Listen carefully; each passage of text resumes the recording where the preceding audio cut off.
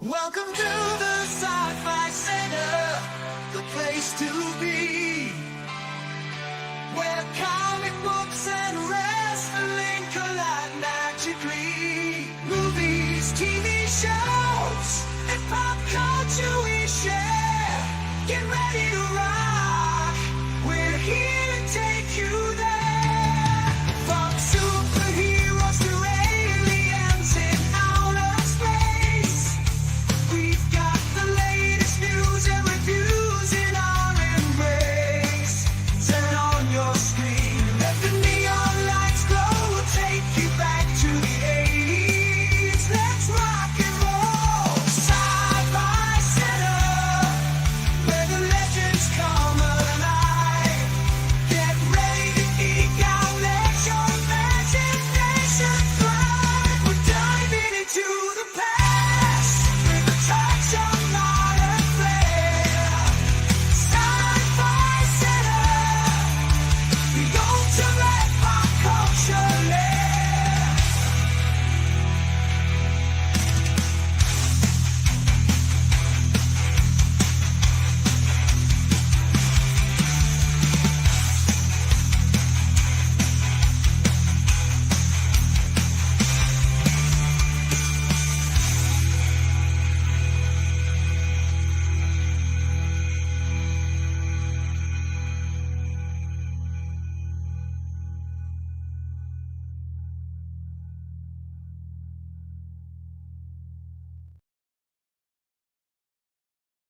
Welcome to the DC Studio Showcase. I'm Frankie Smith. And I'm Tyler Coates.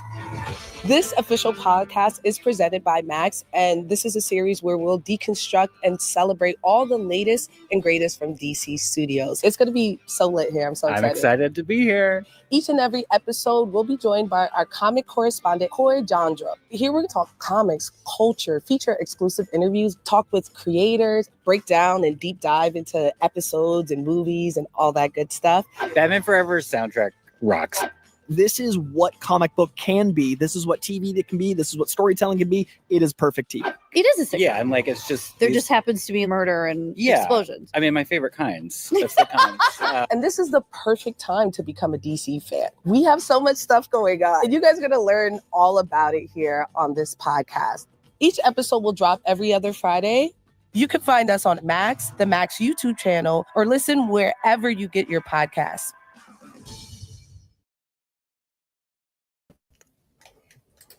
What a wonderful idea. Hold on, Williams, just a second. I'm calling our lawyer because James Jones has totally ripped us off. So What a absolutely stunningly brilliant idea. I almost can hear my own Cookie Monster voice rolling this out. oh, we got tagged left and right in this today, man. And you know what? Here's the thing. We don't need the lawyer because this is something, in all seriousness, who knows how long they've had this going. It's just whenever they were going to launch it. They probably had it for a while and then the works. I would like to think that they had this concept on day one. I wish it would have gotten launched about 6-7 months sooner. It looks like probably, from like they've already got a few in the can there from that trailer. Yeah, and I would have it every other. I wouldn't have it every other week. I would have it every week. But you know what? This is light years further than they were 18 months ago when I suggested this.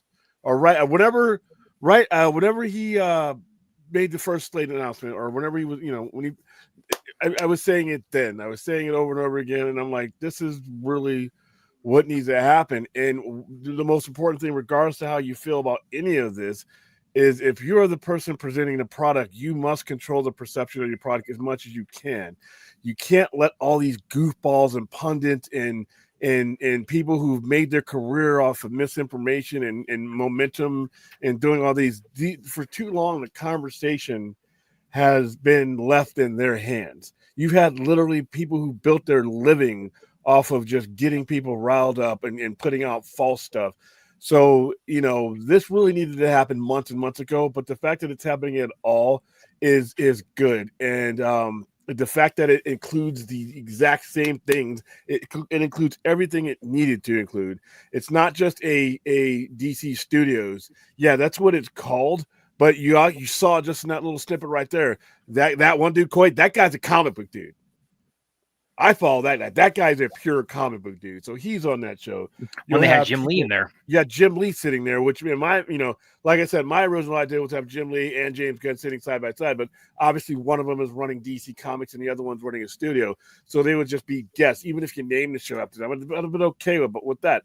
But where there are at now is where they needed to be. And although I would have done this months ago, right now is not a bad time because you're doing it the week that you're launching your first step into this, and you're doing it 5 months before the release of your first live action movie. So you have enough time now to dictate the conversation. Like I said, I hope they change their mind about this every other week stuff. I think it should be every Wednesday, to be honest with you, because it coincides with when comic books come out. And it coincides with a lot of the stuff that you're doing, a lot of these TV shows that they're going to be doing. Either are going to either be on HBO on Sunday or they're going to be like released on Thursday. So I think getting ahead of the game on Wednesday will be a lot better. At the very least, I would prefer personally every Friday, because some comic book stores get their, I'm one of them. Some of them we put our stuff on the shelves on Friday, but even then you've had a couple of days to review and promote. And I just think it's a massive step in the right direction. It was time for them to do this. I mean, I don't need, individual personalities responding to other individual personalities. I don't need scooper. I don't need any of that stuff. Really would love for that all to recede into the background. Well, it'll never truly go away, but at least now you have minimize. Well, you have an option on the table. It could maximize it. You could have 20,000 scoopers sprout out tomorrow, but it wouldn't matter as long as you have one voice in the room. So, because the problem I've had with DC is they did not have a voice in the game. They let every Tom, Dick, and dummy, make a headline about this and that, and I got an insider, or and like I said, and unfortunately, as audiences just don't, have the discretion and the discipline not to listen to every jackass that has something to say. That would include us. But you know what? Doesn't matter, because now you have the people in the room. They're a part. The conversation is about them. Why it took so long, I don't know. But it's happening. It's here. The crew that they have around them, these are all recognizable people. If you're in this genre, you've seen them in places. I mean, one in particular I see on a daily basis. So I'm happy about this. Like I said, I woke up to this, people tagging me in, and I'm looking at them like, yeah, I mean, because like I said, I'm a fucking moron, but this is something that's like, this is common sense. This is something you have to do. Mm-hmm. If you got a visual industry, and I'm glad it's going to be on video too. It's not just going to be, Yeah, that's good too. Yeah, they've got, and that's why I'm inclined to think like you are, that they have had this in the works for a while, and it's just now being announced, because you see they got like a whole studio set up in there, and it looks like they've already got a couple of these in the can already. So that does suggest to me that this has been something they've had in the pipeline. They've got at least like kind of behind the scenes, like pretty much ready to launch. It's just that just now they're saying, okay, now's the right time to finally pull the trigger and let the world know about it. They have it on their YouTube channel, which is where I think I'd be honest with you, this trailer, when Superman's trailer gets released, it should be released on the show. It should be. And I know they won't do it. They'll do it on a Super Bowl commercial, or they'll do it in front of a movie. What's the movie that they were rumored to see? Because I think it's one of those movies I'm not going to see. What's coming up that you're not going to see? Sonic or? Yeah, I am not going to see Sonic. I wouldn't see Sonic for free. So somebody who's going to go see Superman, put that trailer where I'm going to see it on your show. On your show. It's a DC film. Why not? Like you said, because they've got Jim Lee and they got like the whole lineup they've got on there, suggests that, they're going to be talking about, the in production or the on the way, DC studio stuff, but this is also meant to be very comprehensive in terms of like, this is like DC in its totality. What did I say before? What did I say before? With all these guys, all these YouTubers saying, well, we have to wait for the movie. We have to give him time. We have to let James Gunn cook. It's going to take time. Get the fuck out of here. All right. DC as a brand, period. The films are part of it. They're an important part of it. But you are not going to get DC going in the right direction of their brand with just the movies. It has to be every time that they see that logo, every time they see that DC, they need to get excited. It needs to be an overall brand. And I was saying that before when everybody was like, why are you guys putting everything on this little movie that's coming out in July? You're talking about an entire culture, and that's what they're doing here. And I watched this video over and over again. They're going to be talking about the culture of DC, which is something that they've never, ever done. They've never, first of all, they've never had a studio. Yeah. So that's one right there. And well, they were starting to do that when they had DC Fandom. They were starting. Fandom. Fandom. They weren't starting that. What they were doing with Fandom, I don't think they knew what the hell they were doing. You look at this presentation here, just in the 34 seconds that they put out there, and you look at Fandom. Fandom was all over the place. Fandom wasn't a culture. Fandom was just, this is what we got coming up. Here you go. I liked Fandom for what it was because there was nothing else out there, but it wasn't really good. If you look at it, objectively, right? You look at it objectively, we took what they were giving. That's all we had. We took Fandom because that's what, and I'm not saying the people who put it together are shit or anything like that, but as far as like comprehensive, getting you going about the entire brand, the entire 360, Fandom wasn't it. This has a potential to be it because of the frequency, because of the levels it's working on, and like I said, the only improvement I would make out right now, like I said, just every other week. No, and I think that might change. I think if it catches on, because you lose momentum when you're not on the air. Every week, comic books come out every week. Your shows come out every week. You should be on that ride for everything that they're doing. So, but like I said, that's a small complaint. This is a huge step. This is, like I said, I couldn't believe that this wasn't happening months and months ago. But I'm happy as it's happening now. And like I said, here we go. Well, well, we've got a bit of legal advice from a couple people in the chat. Good day, William, Brad, Vince. William, get your lawyer going to Judge Judy of the People's Court. We're definitely going to be taking legal action for this. I left it. I left it on your doorstep for you to have. So I have no legal case. Well, I'm just happy that it's happening. Your fly is also suggesting we need to petition Roland to be a host on the podcast. Is his idea. He also says my lawyer is a blood-sucking mosquito. LPK. Fourth or Spidey, whichever one of this is. It's like, I'm pretty sure it's Spidey. All right, I'm pretty sure it's fourth, but yeah, like I said, I was happy to see this because it's what's needed. I think, like I said, it was needed months ago because there's been too much misperception about what this product is, and in the absence of the actual official source, other people will substitute. When we don't have the horse talking, we have the horse's asses talking and making a lot of money and getting a lot of clicks doing so. And those people don't have any regard for the brand. The people who get on these shows, the people who write these stupid ass articles, the people who write these opinion pieces, the people who do all this stuff don't have any stake in the game. They can damage the brand and it's not going to mean shit to them. Now you have people who are actually say, this is what we're working on. We're proud of this. This is what we're doing. We want to show it to you. And when you show that kind of positivity, when you show that kind of energy, it trickles down.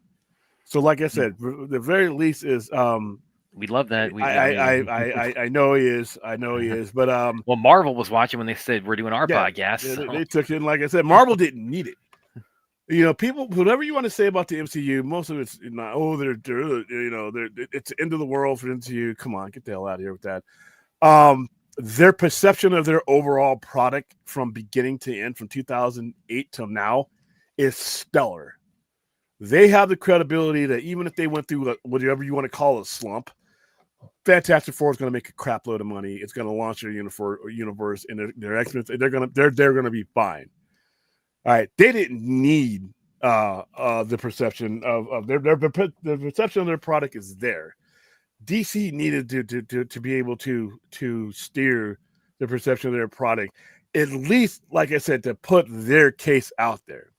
We're all talking about their stuff without them talking about their stuff. And I think that hurts, because then you end up running into situations like, all these other aspects, like the rejections and the shitheads, and the critics and this guy and that guy, and before you know it, before your movie has a chance to see a light of day, you got a ton of crap weighing you down, because the perception is already there, and the perception is really hard to beat. There are some really good movies that got pre-shit on that never got a chance to do anything good. Now you're the studio, you got your people talking, and like I said, the movies are this much of it. All right, the whole pie is what we need to be talking about. At every angle, you should be excited about DC. If you take the nuclear family approach, that's why I always say the full household approach. You take the full household approach. DC needs to be aiming at every single person in that nuclear family. Everybody. What's dad watching? What's mom watching? What's the kids watching? How do we keep this cycle going and going and going to 10 years from now? That 10, 12-year-old kid that mom and dad got involved in all this is now bringing his generation into it. So that's what they really need to do. And I think DC is actually more suited than Marvel to do that. They've always been, because they've had different iterations of their characters, and each generation has had one.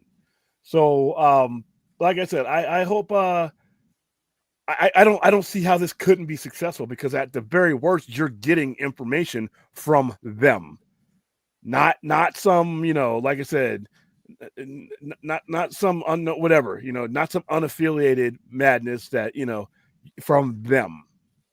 And now you can take what they're saying and you can sit it down the table with all the bullshit, and you as a grown ass adult can decide what you want to listen to and believe. But at least they have a voice in the conversation now.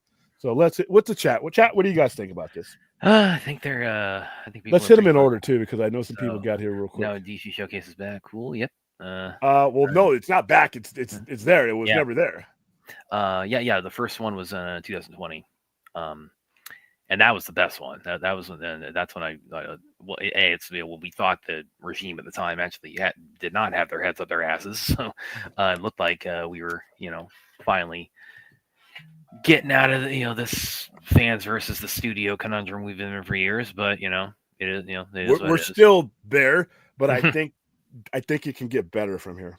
Yeah. That's and actually, to kind of go off of that, because you're talking about, you talked about DC. This needs to showcase DC as a culture. Now, one thing I that's kind of on my mind with that is, obviously they're going to be heavily promoting movies, shows, everything coming up. Also, very much I imagine they're going into the comics. I mean, I can't imagine they're not going to really devote a lot of attention to Absolute DC on here and everything that's going on with that. Yeah, I guarantee you, Scott Snyder is either already got his shit filmed or he's gonna be on there. There's just no way with the amount of books that they've been selling between Ultimate Spider-Man #1, which by the way had a lot more reprintings to start off with, and Absolute Batman. Those are your two brands that are pushing comics with sales right now, and I'm kind of happy to see it, because those are the ones that should be doing it. Well, now also, again, you talk about showing it as a culture and kind of showing its totality. I think obviously that also kind of implies, because we saw the flash of the Christopher Reeve documentary in there. So I would imagine there's probably going to be, or there should be, and I think will be, attention paid not just to the future but to the past. So I would think there's going to be ways they're going to integrate the Christopher Reeve movies, or the one guy said, the Batman Forever soundtrack is awesome, which it is. So that's what I'm curious with too, is how is it, if they want to showcase it, if they want to make this is about the culture of DC, then would you kind of agree with me? It's let's not just focus on the future, but also focused on what we have already seen from DC comics wise, TV, movies, everything. Yes and no. They gotta be careful. They gotta be careful, because right now, you got to go with what's next up. Hmm. So right now, if I'm going to do this show, right, Absolute Universe is going to be my comic book forefront, Justice League Unlimited, things like that, Vertigo, Black Label, things like that are currently selling right now. I would have some conversations about back issues and trade paperbacks. In fact, I'd have a section, like I said before, because most comic book collectors are having a hard time being able to afford those kind of key back issues. But trade paperbacks, bring them back in the game, things like that. As far as the movies and studios goes, I would focus, depending on how long this is going to be, on a biweekly basis. You don't have a lot of time, I guess, and you have that separation in between. Right now, I will be focusing on DC Studios exclusively at the outset. As we get DC Studios rolling and running, then I start, talking about other iterations of these characters. Maybe talk about the Fleischman series. Maybe talk about George Reeves. Maybe talk about Christopher Reeves. Maybe talk about those characters as we establish the flow of the show, or as they establish the flow of the show. It would have been we if they had stole my shit. No, I'm just kidding. But I would focus right now on connecting what is coming to what has been. Because that's kind of what I'm getting at there, Yeah. and not just that, but also because some of what's coming is part of what has been, with Peacemaker and Creature Commandos and and James Gunn having already made a DC movie before what he's got coming up, so that's already kind of interwoven into into the upcoming franchise. So that's kind of what I'm getting at. When you talk about connecting what is coming to what is already been presented or what is already out there, and yeah, like you said, it's like we don't really know. Like I would think each episode they'd want to devote probably at least an hour to it. I would think like a good hour would probably be like, as far as like runtime of each episode. That's what kind of like That's what I would do. I mean, there's enough to talk about. There's more than an hour's worth to talk about, but you want to hit it. You want to get people. Here's the information, and then what you want to do is you won't be able to say everything in the time that you're on the air, but you'll be able to start people on the right pathway. You'll be able to start people going in the direction that you want them to be in. Like right now, having a conversation about Absolute Batman gets them going into that culture of this brand new thing that is relatively new. It's not 1,000 issues. If you want to jump into Batman right now is the best time to jump in, because you got a brand new title who's on, got number 3 coming out. You got, Superman. You got the Absolute Universe. Not only is it drastic and it's dramatically different from the other stuff, it's new enough to where somebody can be involved. So we got that going out. I would be talking about, like I said, I would be, showcasing Superman 2025 as much as possible to establish that as your framework. And then as we start getting, where the project goes, like I don't expect to even hear the word Snyder mentioned for the first 6, 7, 8 months, if at all. Simply because that's not where you're at right now. Right now, you're headed into this movie, you're into this universe, and then as you get established, you go there. That's kind of what I was getting at. And also, we just had a Superman show end like days ago, so that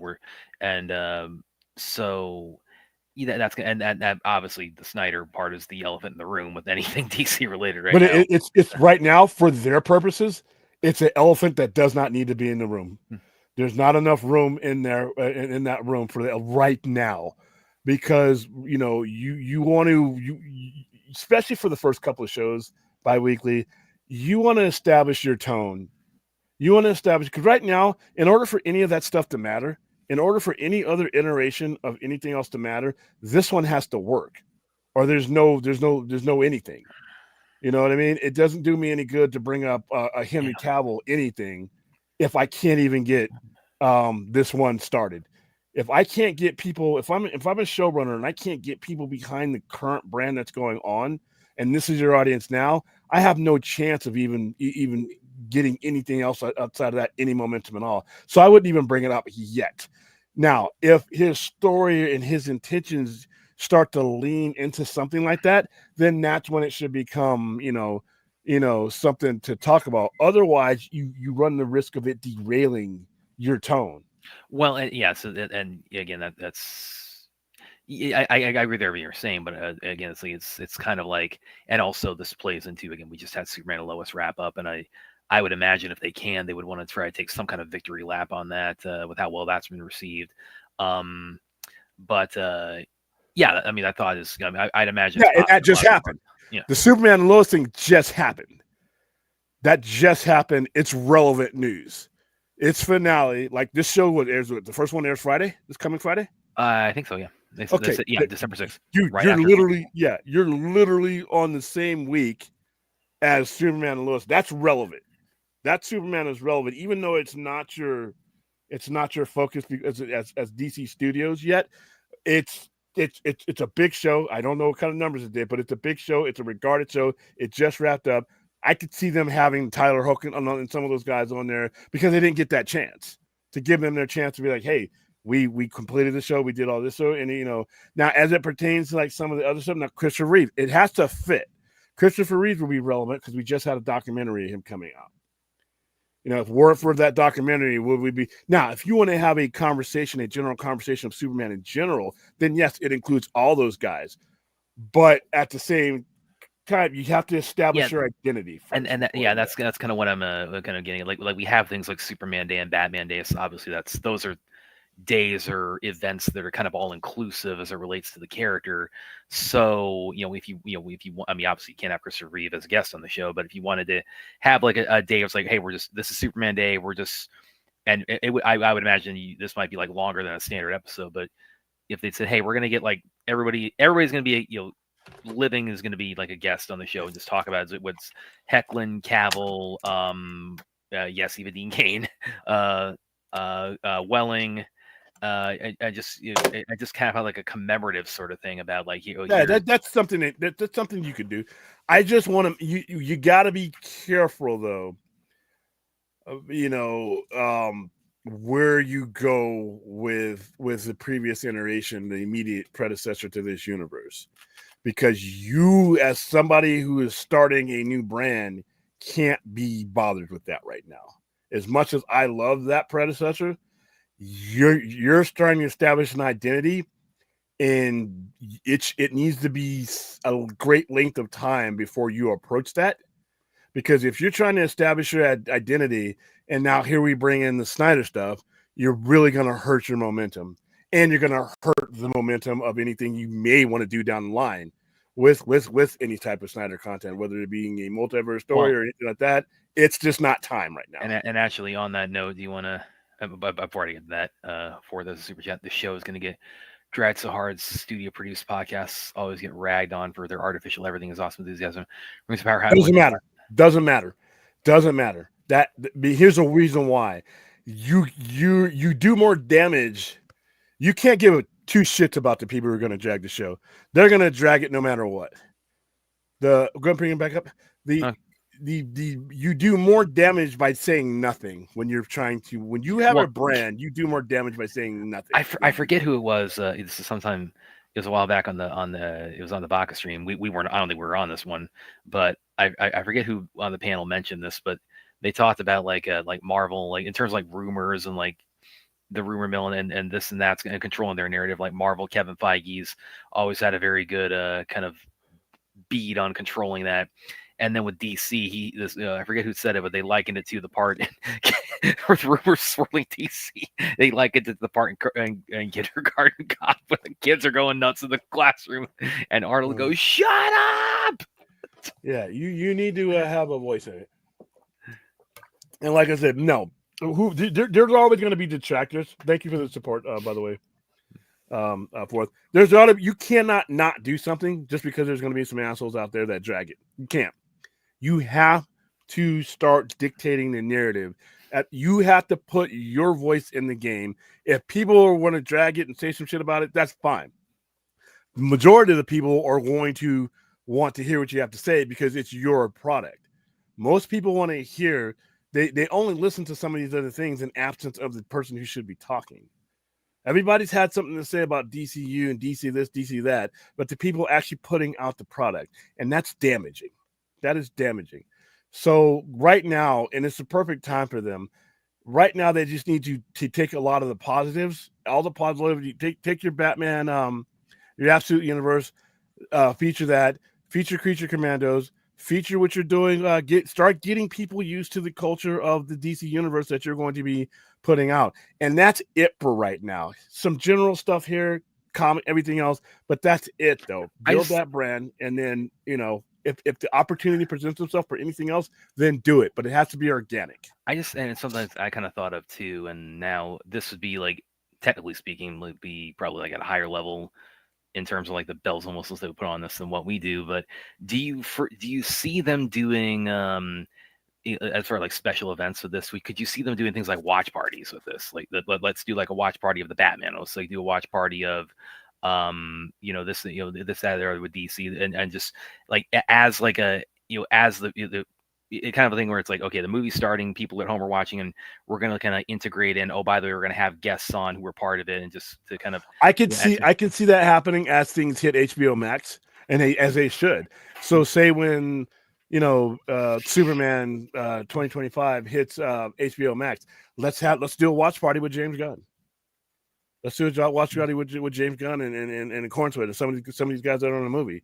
You know what that does? That continues to build your brand, and that gets people watching HBO Max with you, and that gets them on the website. So yeah, I would think so. I mean, I'm not 100% sure. I never know what these guys are doing, when they're going to do. I just know what I think they should do. Yeah, but that's something that's kind of occurred to me too. So they can leverage that towards like HBO Max, traffic. That's and subscription and everything, toys, dude. And oh, by the way, I didn't necessarily see this in the snippet, but I can't believe it won't be toys. Oh yeah, the toys. Hell yeah, toys. This is a McFarlane. I guarantee McFarlane's going to be. He needs to be on there. Like I said before, he's probably going to be on there pretty regularly. He should be on there. He should be a regular guest. He should have his own chair there because McFarlane's toy making helps shape the perception of the value of the product. Kevin Smith will be, I'm sure, too. Well, Kevin Smith should be on there. His daughter. A lot of these guys are on there as guests. Everybody. This should be like a conversation about comic books. But here's the thing. Let them establish their identity before we ask all this other stuff that I know. Take the roof off of the house, put that elephant in a cannon, and shoot it as far away from you as possible. Because right now is not the time. There will be, and I think eventually there will be, but don't do damage to both things by trying to force one into another right now. Well, and Drogo wanted me to bring this one. Oh yeah, I could totally see them bringing on voice actors. I actually interviewed Tim Daly a while back. He's pretty cool. Yeah, so yeah, I could totally see them bringing on voice actors from all the animated stuff. Again, the cast of past, present, current DC movies, shows. It's like I would think these would be people as far as like again creating the culture of DC. This is supposed to represent. You would want to have guest appearances by these actors, whether in animation or live action. You'd want to have that in a kind of fairly regular rotation as far as like. And here, we got guest star. There's not a lot of them though. There's not a lot of voice. No, if you look at in general. How many shows total do you have where you have available guests? Some of them aren't even alive anymore. So well, yeah, but I mean, like, I like pull a name out of a hat, like Arlene Sorkin is not there anymore. I'm not just saying the voice again. I'm talking about the voice and live, like everybody who's connected with the IP and stuff. Like I like pulling a name out of a hat, like Clancy Brown, Clancy Brown voicing Lex Luthor. It's like I'm all those other characters. Okay, I would have him on for being Salvador Maroni. Because listen, I know you guys, and they got to be animation is part of their brand, but and it's going to continue to be a part of their brand. Don't be surprised.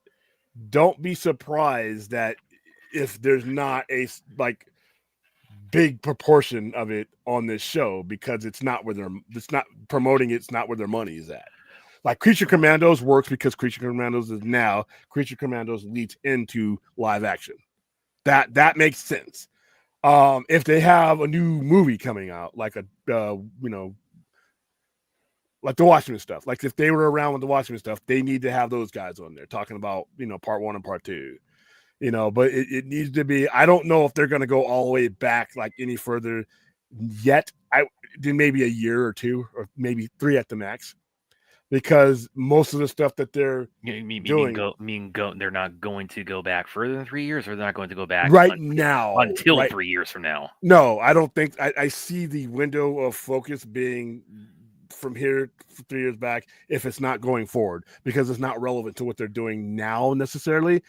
I think they will eventually cover everything, but I think these first 2 or 3 shows, they need to establish this is who we are.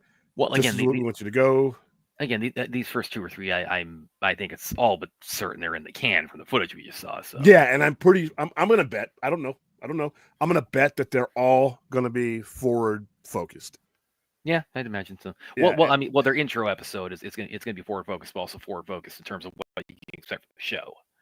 That So too. That introduction is going to be really important. The intro episode is going to be not just here's everything we got coming up, but it's also here's what you can expect as the format and the tenor and the content of the show itself. So that the intro is not just the intro to here's what's on the horizon, it's the intro to us, to this podcast. Yeah. And we will be doing a watch along with that, but not a watch along live, because we'll be watching it and pausing it, and addressing certain things as we say, okay, that's cool. They're finally bringing this up. What do you got?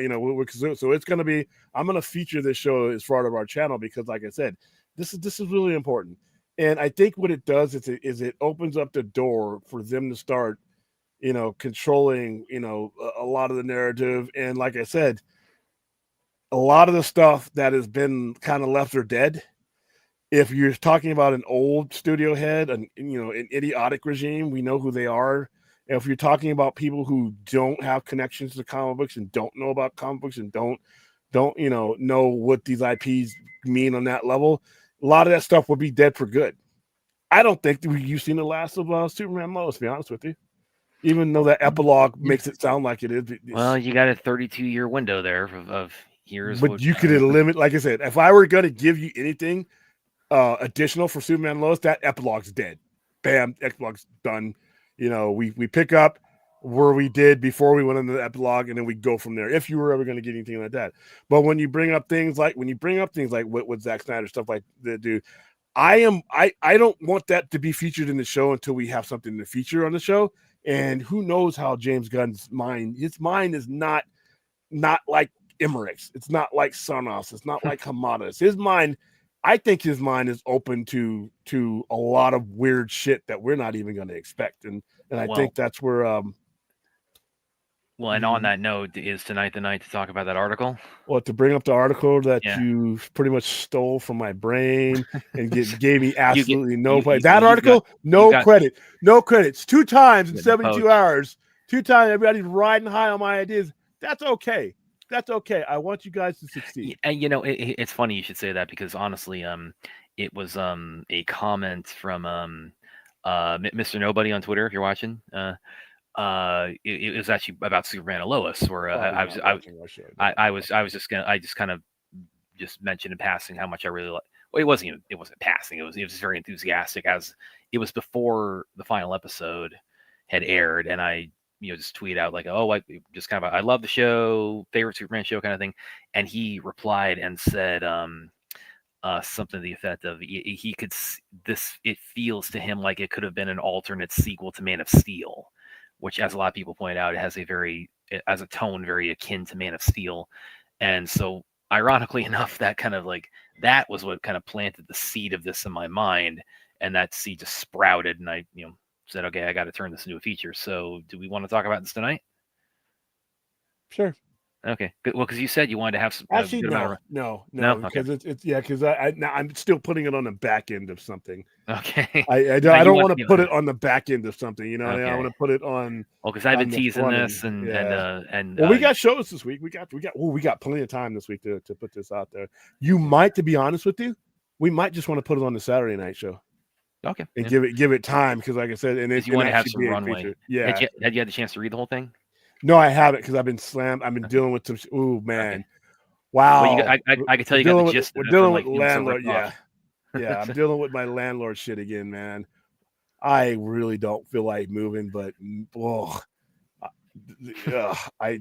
the county, and like I said, I haven't moved in about 7 years. I'm on year 7 in the plaza that I'm in right now. I love the plaza I'm in right now. the county took over it and they're going to be doing things in it. But in the meantime, that time in between, I don't know if it's good for me. I got to one of my the tenants that I convinced to move in there has decided at the end of December that they're leaving the plaza. I convinced them to move in. I mean, in there demographically, we are, they're literally right down the stairs from me, and we send customers to each other. And I'm like, now I'm starting to look around and think again. So I got that in the back of my head. So my default is to stay where I'm at because you invest time and money. I'm a guy who doesn't like that kind of change, but at the same time, if it makes my franchise better, I've never hesitated to do what was needed. So a little bit distracted this week I should be thinking about this.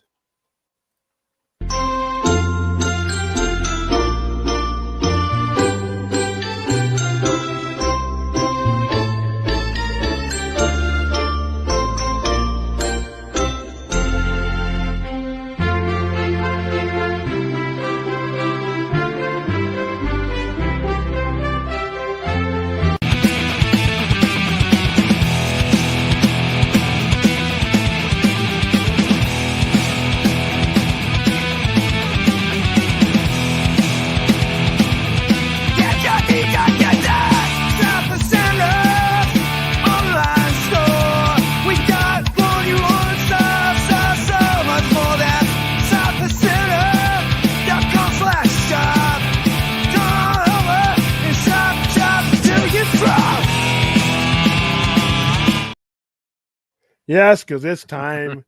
It's time to get your geek a gift. Your geek has put up with you. Your geek has put up with like the last 4 or 5 years of all sorts of madness going on. They deserve a gift. And here you go. You can go over to sci-fi-center.com, hit the shop button. A lot of the items I'm putting up there do have free shipping. I will have some discount codes, some more discount codes available headed towards the weekend. And for those of you who are local, obviously the shipping, you don't need that. You can just come by and grab some of the stuff and the discount will apply. I got comics, I got Funkos, I got toys. I will have the technical manual for Star Trek and Star Wars up there over the weekend. And the brand new gift cards, because they work differently now, the brand new gift cards. And you can use those gift cards on the website, sci-fi-center.com. You see it scrolling, get your geek gift. There you go. All right, you're gonna say something, Brad? Oh no, you never mind. Who cares? Let's talk to the chat for the rest of the. Yes, yeah. He was actually done a lot of DC roles. He was voiced Lex Luthor. He's Falcone on the Penguin series. He was also in that timeless classic Green Lantern as Parallax. Yeah, So,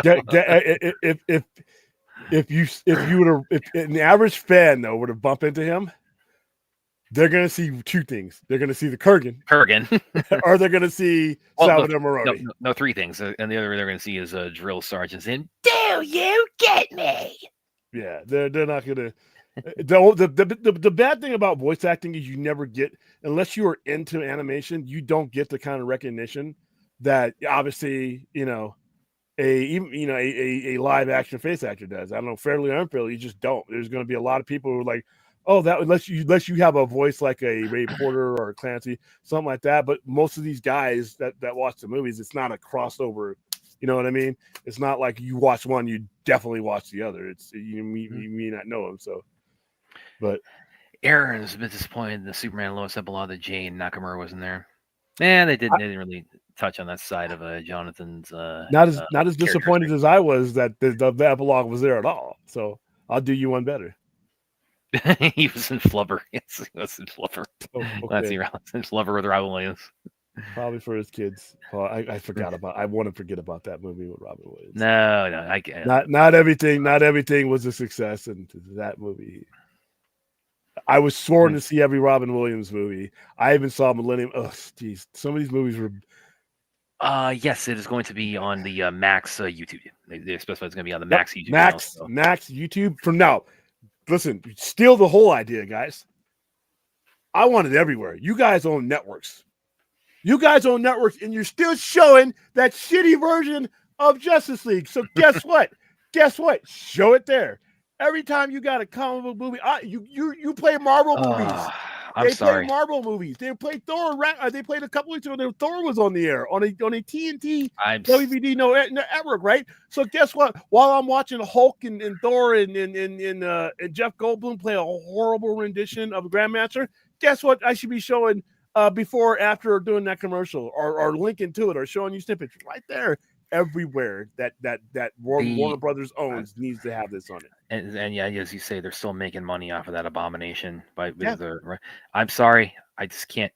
Well, they're not going to show the 4-hour version. So if you want people to ever know what in the year of our Lord 2024, the idea that even one person, if they have not seen either version, that's the first version they see, that just makes me sick. But here's the thing, though. Would you rather have them not see anything at all? Because a lot of those people are going to continue to go forward with it. They're going to, especially if they see it on HBO Max. It literally sits right next to the legit version. So I would rather listen. Listen, they better not have they had better not have Joss Whedon on this podcast ever. I don't think you're going to see Joss Whedon in a lot of places for a while. But Jim Lee's there.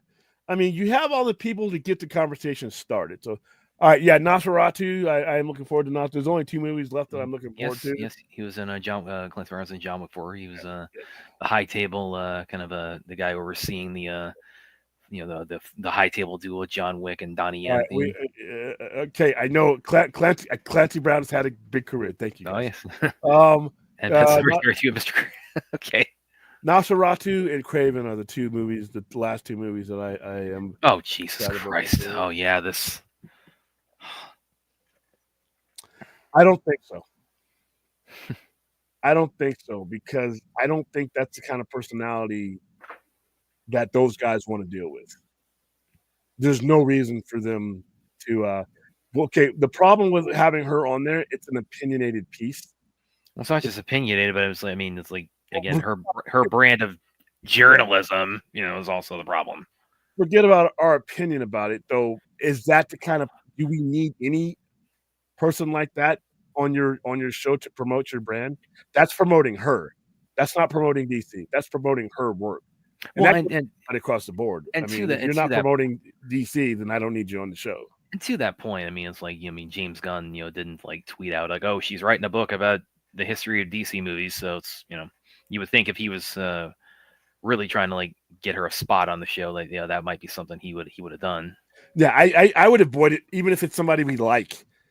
If they're promoting them, if it's not something that's in conjunction with DC Studios, DC Comics, or the DC brand, then you might not want to open up that Pandora's box, because once you say yes to one, you have to say yes to everybody. And these books, when you write a book, it's about the author, and it's the subject is DC, but you're there to promote your show. They're there to promote a book, and I don't think. Well, definitely Nathan Fillion. He's just don't say kind words about Joss Whedon, dude, and we're good. He doesn't. We are the only ones that think about that stuff. The general audience doesn't care, so I don't think it would ever even come up. But no, I wouldn't have any author on there unless it's a book that's in conjunction with DC. And I don't believe her book is in conjunction with DC. I mean, I think she might have had like. Oh God, this too.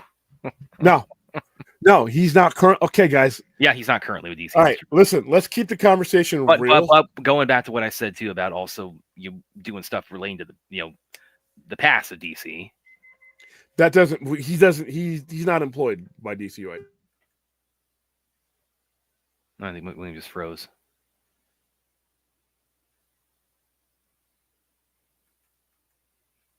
Okay, we're gonna have to wait for William to unfreeze. You guys are stuck with me until then.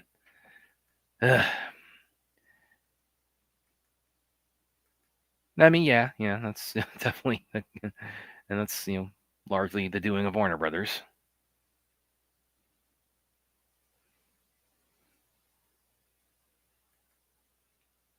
Jeez, what happened? William, like right when he's making a point, he gets frozen.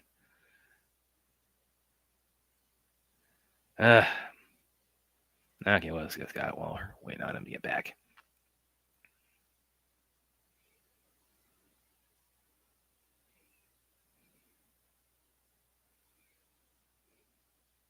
No, we really must have had an internet hiccup. Okay, what else you guys got? Yeah, vaguely. Well, the one on that was on DC, that was called DC Daily.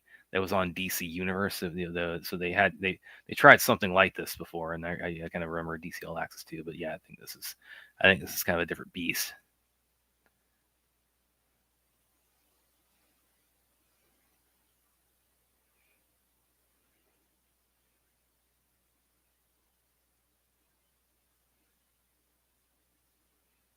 What else you guys got in the chat for us? Or waiting on William.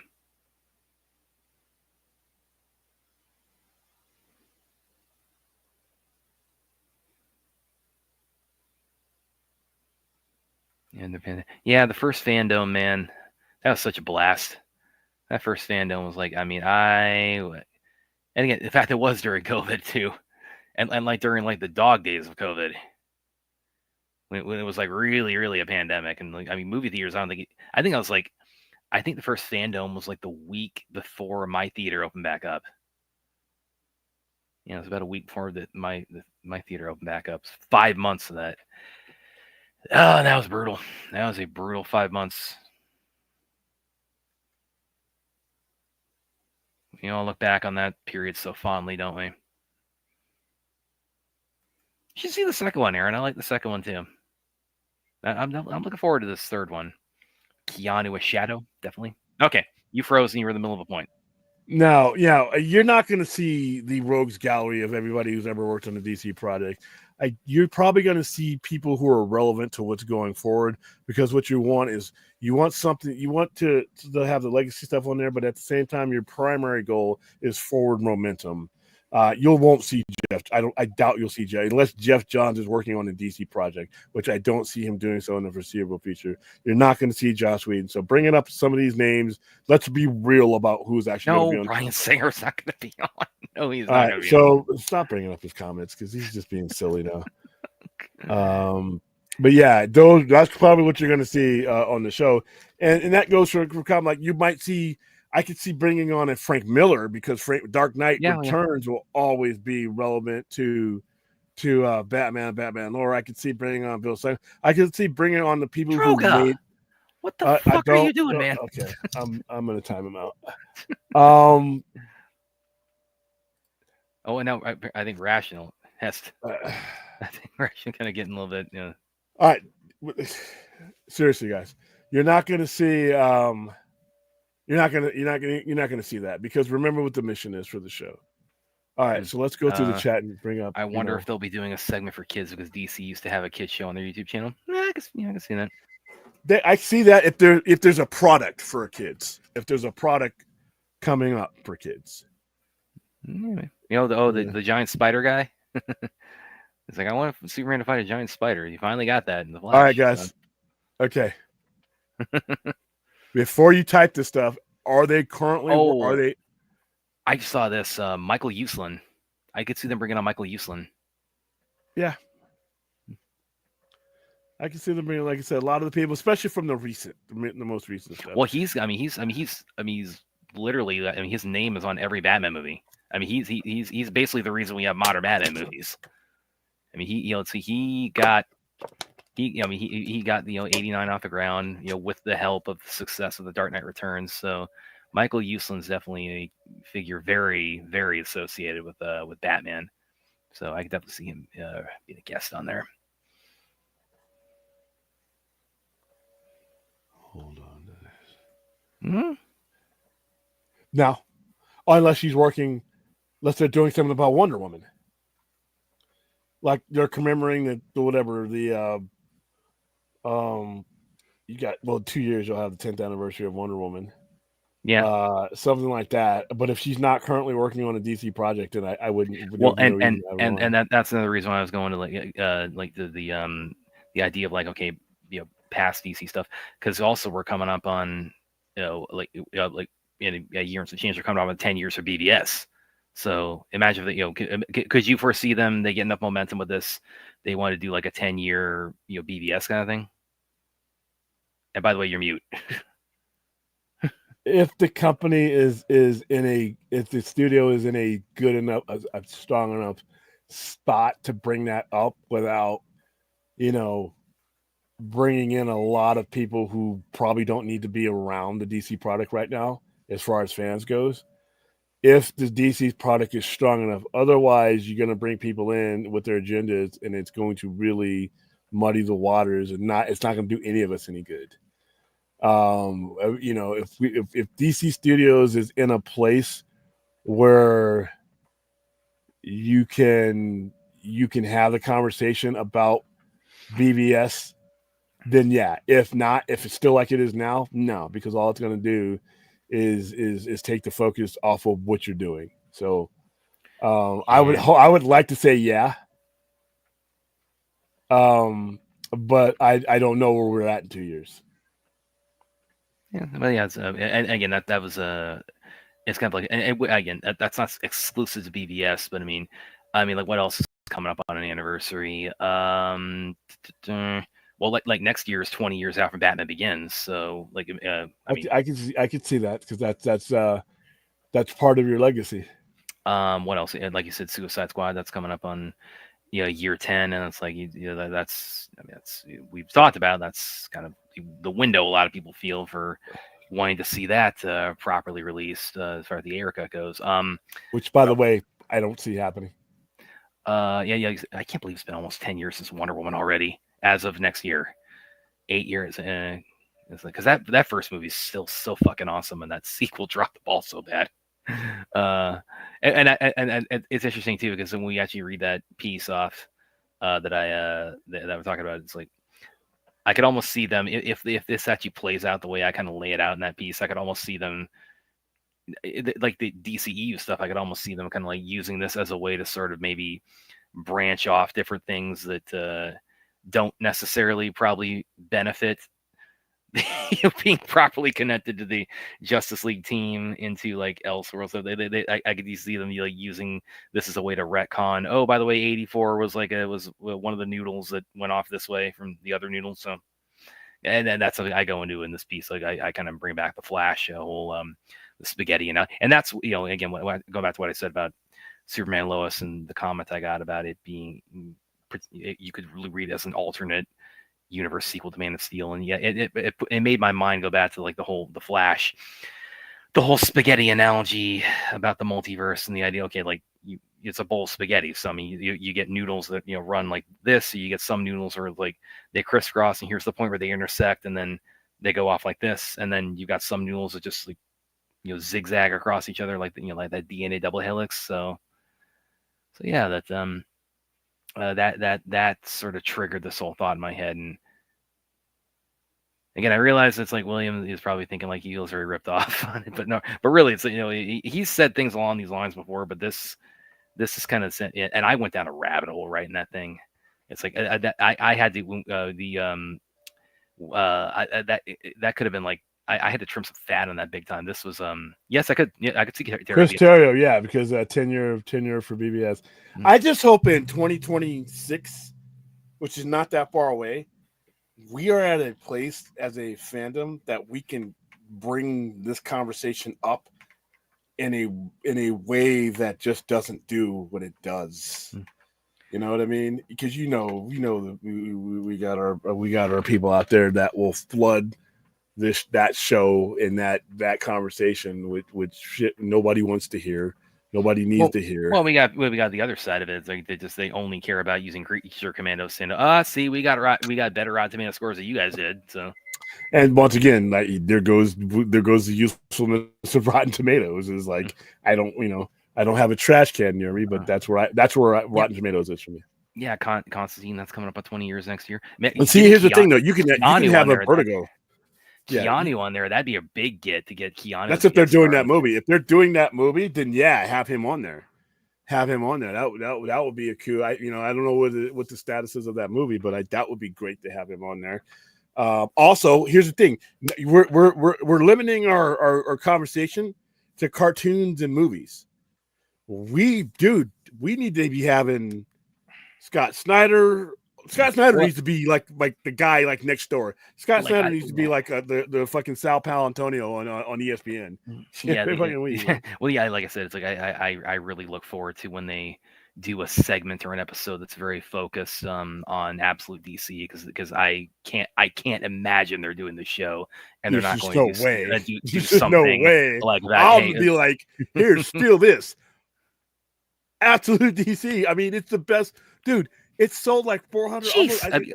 And listen, everybody, 500,000 copies. Man. it's so again, we've gotten our Trinity stories out, and we and we're like 2 issues in now with Batman. I think we're about gonna to have get both number issues. 3. We're about to Yeah, get number 3, I think, with Superman, right, this week. Yeah. So we've gotten the second issue for Wonder Woman and Superman coming out. Well, second one, the Wonder Woman came out last week. I got Okay, that. so I yeah, reviewed that. because listen, I love all 3 of them, but Did man, you get Wonder Woman number 2? I have not. I gotta get the number 2s for both Batman and Wonder Woman. I'm a little bit backed up on that, so I'm probably gonna go to my shop sometime this week and do that. Okay, But listen, the number 1 for Superman for Absolute Superman. Listen, the stuff that the reinvention of Superman in this is like this. I mean, this just had me like reading that was like, holy shit, you guys. I mean, talk about an Elseworlds, talk about a makeover. This is like, and you had said what you had heard leading into it that this Superman was the one who was the most significant kind of reinvention and oh boy, if you haven't read Absolute Superman, read According that. to Bleeding Cool, Alex Zalben at Comic Club Live reported, Absolute Batman #1 has sold 400,000 copies, making it the best-selling comic of 2024. Although, okay, that's amazing. Remember, we were talking about 200,000 would have been like cracking, probably 400. Okay, Yeah, and that's what I asked. Like, as a comic book store owner, can you kind of shed the light on for people? that's massive. Yeah, what is considered a good or sizable hit for like a new issue?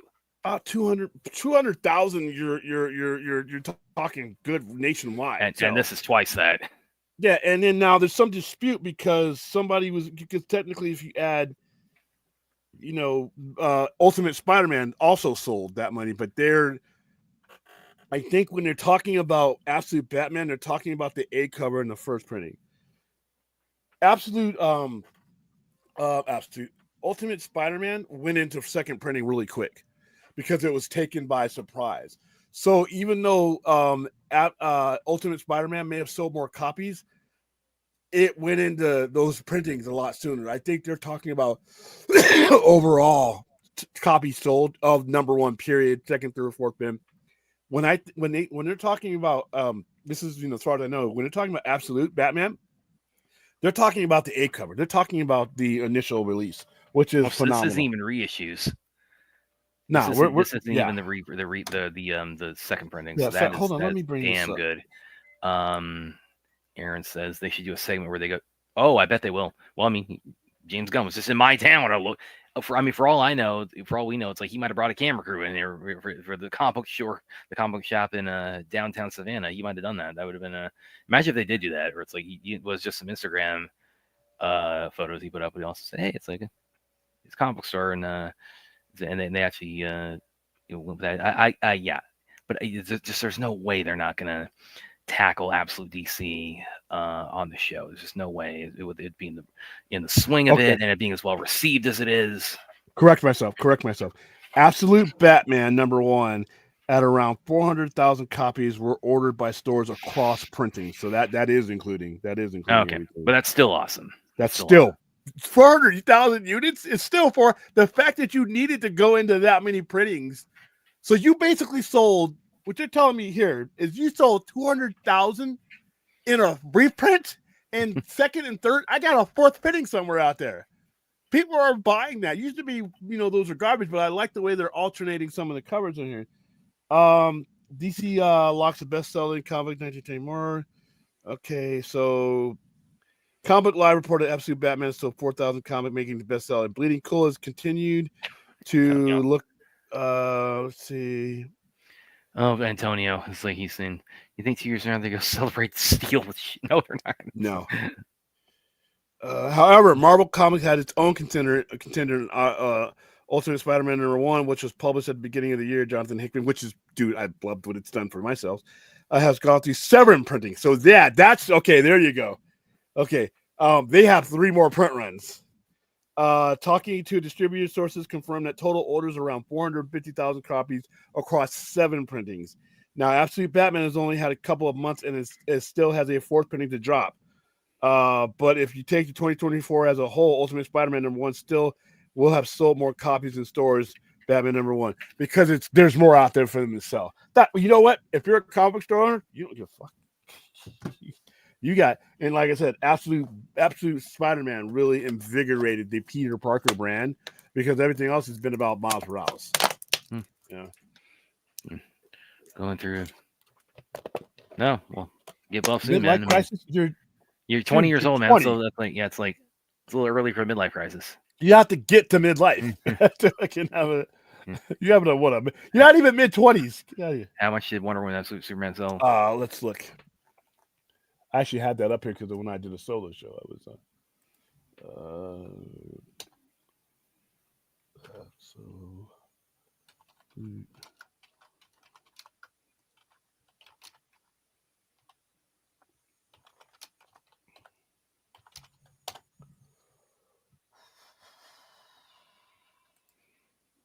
let's see.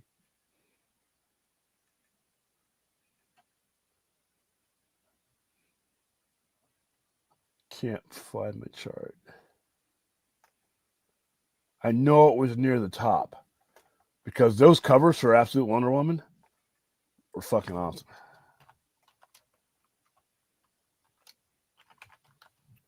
And you know McFarlane's going to be on the show, advertising the toys that he's going to be doing for Absolute.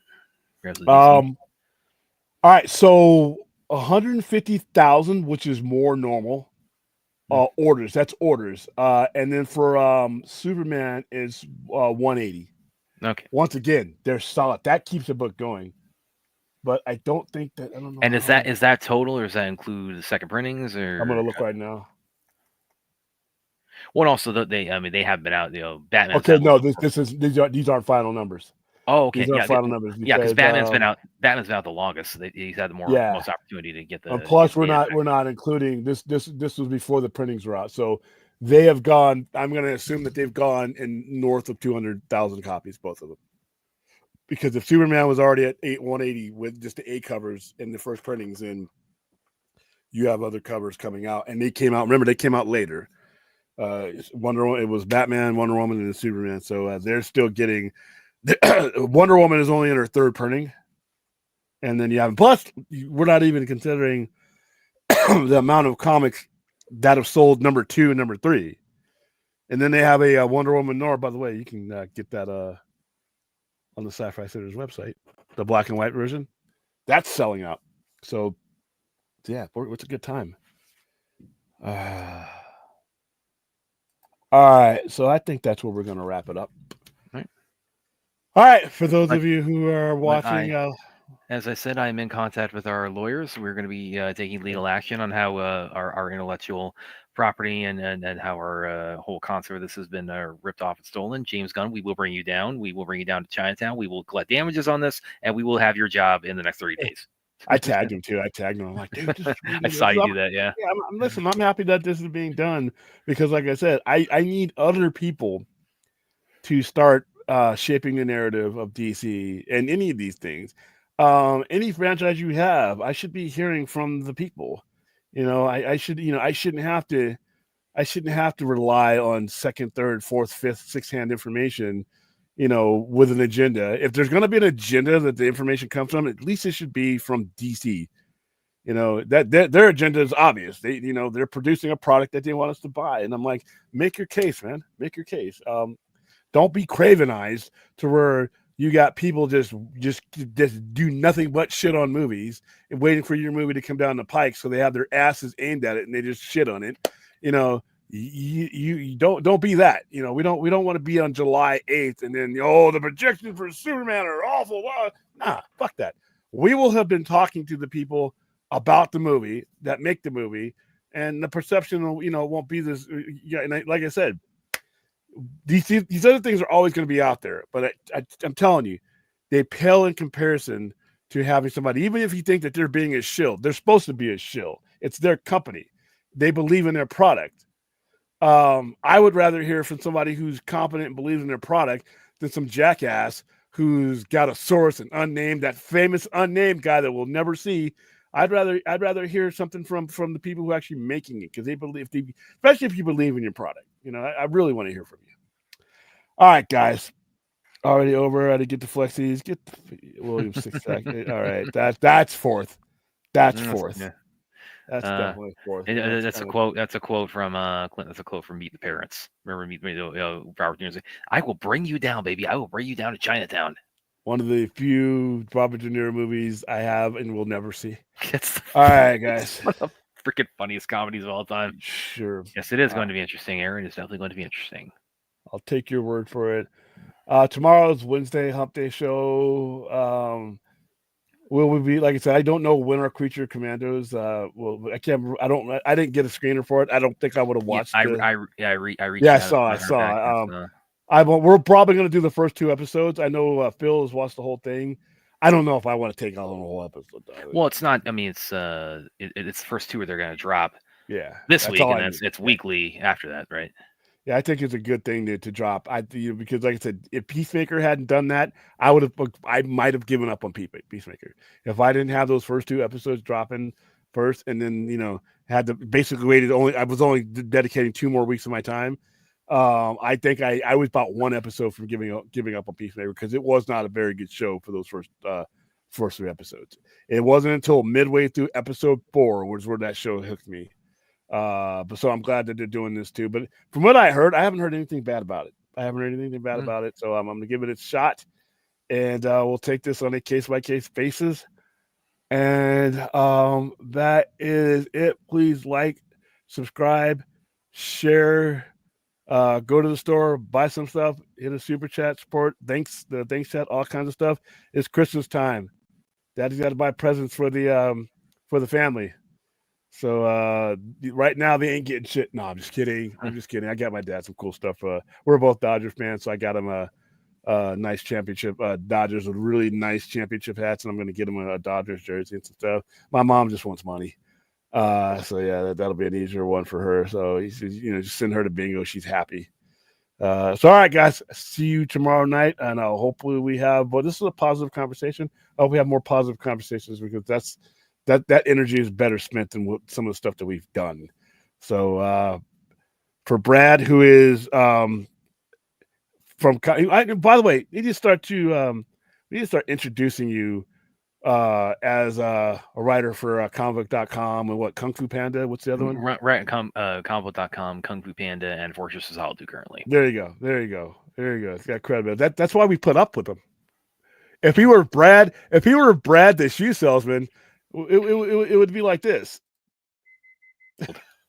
But he's Brad, he's writing, he's a professional journalism.